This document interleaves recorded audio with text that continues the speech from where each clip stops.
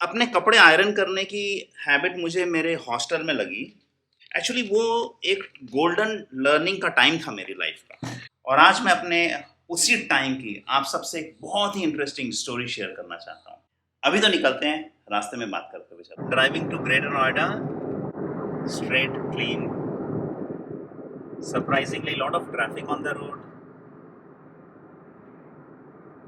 But I am enjoying this. So actually आपने सुना होगा कि आज की डेट में एक वर्ड बहुत कॉमन है जिसको बोलते हैं बुलिंग। ना बुलिंग की बहुत सारी फॉर्म्स हैं, शेप है, and bullying is really bad. लेकिन बुलिंग के अलावा क्या होता है कि नॉर्मल आते जाते हम लोग जो हैं, लोग एक दूसरे की खिंचाई बहुत करते हैं।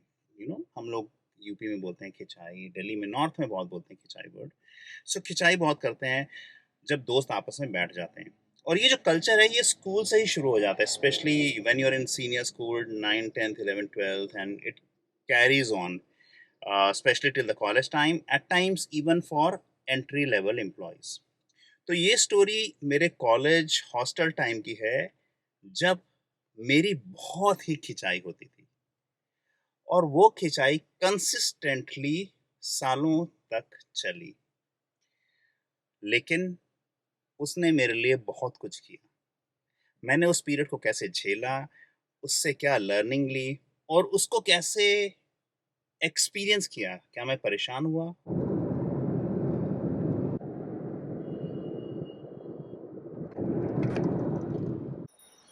अब आप पूरी रात सो नहीं पाए। क्यों नहीं सो पाए? क्योंकि आपको किसी ने कुछ बोल दिया और वो आपको इतना बुरा लग गया कि आप उसके बारे में सोचते रहे और पूरी रात चैन से नहीं सो पाए।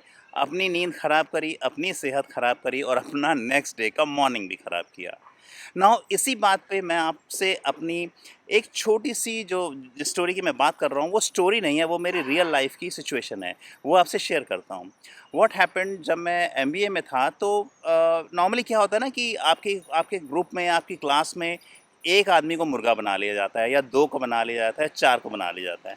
तो वो जो दो चार मुर्गे थे उनमें से एक मुर्गा मैं भी था। विच मीन्स कि अगर किसी को कोई बात में मज़े लेने हैं तो दे वुड ऑलवेज लुक कि भैया चलो इनको पकड़ लेते हैं, अब इनसे मज़े लो। मज़े लेने का क्या है, कोई किसी भी बात पे ले सकता है। आपकी नाक ऐसी है, आप बोलने का एक्सेंट ऐसा है, अरे आप तो हम करके बोलते हो, आप तो तुम करके बात करते हो, आपकी डायलेक्ट ऐसी है। किसी भी बात पे लोग आपका मजाक उड़ा सकते हैं। आपकी पढ़ाई अच्छी है तो भी आपको बोलेंगे अरे तुम तो बुक वर्म हो, खराब है तो भी बोलेंगे। So this is like part of life. This is part of life because people need to have fun. ये when we were growing up तब भी खासकर, और आज की डेट में भी लोगों को लगता है कि यार ये बड़ा ही कंफर्टेबल तरीका है बात करने का, चलो मज़े लेते हैं एक दूसरे से। नाउ अब क्या हुआ कि जब वो ऐसा मेरे साथ हो रहा था तो मुझे एक्चुअली कभी भी बुरा नहीं लगा। सीरियसली कभी भी बिल्कुल भी बुरा नहीं लगा। मुझे इनफैक्ट बहुत ही मज़ा आने लगा, और नेचुरली मज़ा आने लगा। मैंने ऐसा कुछ प्लान नहीं किया था। कोई मान लो मेरे साथ आया, उसने किसी बात पे मेरा मजाक उड़ाया, या कहा कि अबे तुम तो ऐसे हो वैसे हो, and I would take really enjoy it. क्यों? मुझे नहीं पता था क्यों, लेकिन when I started looking back तो मुझे लगा कि उन्हीं दिनों की बात है। तो मुझे समझ में आया कि मुझे मज़ा इसलिए आ रहा है क्योंकि सबसे पहले ये मेरे टीचर्स हैं। Now because of them only मैं बहुत कुछ सीख पा रहा हूँ। मैं बहुत कुछ जो मुझे कोई और नहीं बताएगा वो मुझे ये मेरे दोस्त बता रहे हैं, भले ही मजाक में बता रहे हैं। सीरियसली तो बताएंगे नहीं ना, दोस्त आपके साथ सीरियस टॉक कहाँ करते हैं।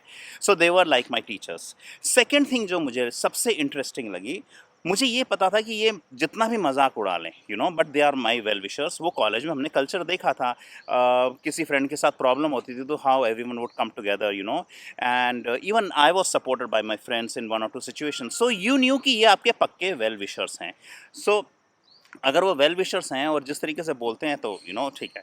So that was a second thing. Now third and most important thing was कि मुझको जब वो मेरे साथ मज़े से बात करते थे तो मुझे ये लगता था कि मैं उनकी लाइफ में हैप्पीनेस कंट्रीब्यूट कर पा रहा हूँ। You know why? जैसे कि आपने कोई कॉमेडी शो देखा, आपने कोई एंटरटेनमेंट शो देखा, आपने म्यूज़िक वीडियो देखा, गाना सुना, हज़ार तरीके से लोग एंटरटेन होते हैं। मुझे लगता था चलो अगर मेरे साथ ऐसे बात करके ये लोग हँस रहे हैं तो इनफैक्ट कई बार मैं थोड़ा-सा डम्ब एंड डम्बर वाली बात है, थोड़ा-सा और 1-2 चीज़ें उस मसाले में डाल देता था और मैं उस टॉक को और एक्सेंचुएट कर देता था।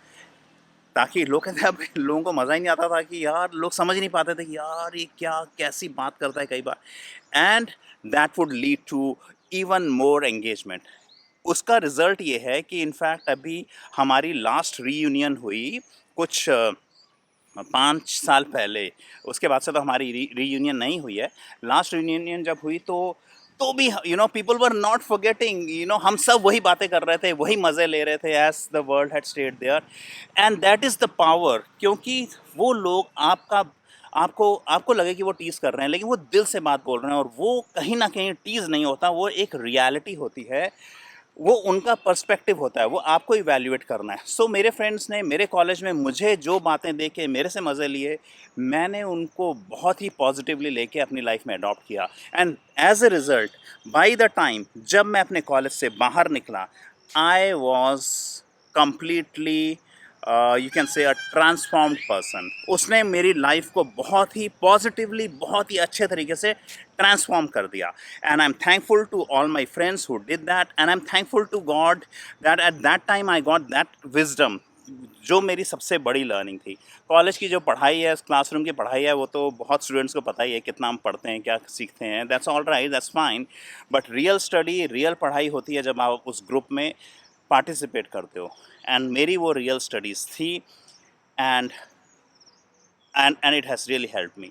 सो अगेन कमिंग बैक, मैं आपसे एक बात ज़रूर बोलना चाहता हूँ कि कोई भी रीज़न आपकी रात की नींद ख़राब करने के लिए अच्छा रीज़न नहीं है।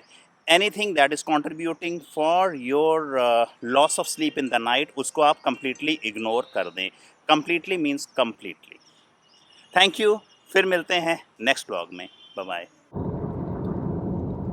Back to home.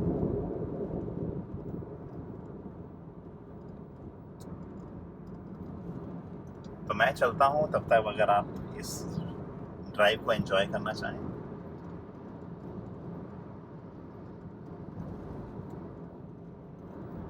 While I am going back home,